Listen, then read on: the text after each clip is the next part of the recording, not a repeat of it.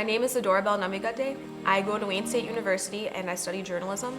I was a student researcher for the African Democracy Project. 6 months ago, I'd only been to one African country, which is Uganda, which is where my parents are from and where my family lives. I knew what Ugandans thought of democracy in Africa, but I didn't know what other Africans thought of democracy in Africa.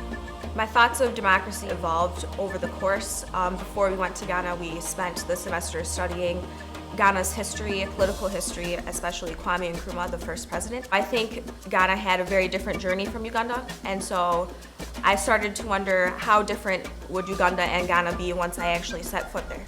In terms of democracy, Ghana just blew me away. I had heard, oh, Ghana's the beacon of light for Africa. Oh, Ghana has great democracy. I'd heard it, but actually seeing that was so powerful because I guess one of the biggest differences I saw was in Uganda, at least the people who I've spoken to in Uganda about democracy, they don't feel a sense of hope in their government. They don't feel a sense of true democracy. Sure, there is technically voting, but people have this attitude that, well, sure, I can go vote, but President Museveni will just win again, even if he doesn't, so there's no point in voting. But I didn't see that in Ghana. In Ghana, I saw wow, we are excited to go vote. We have a real democracy.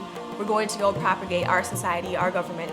We're gonna make things happen here. I was able to get a lot of hope from being in Ghana. That's the main thing I took with me.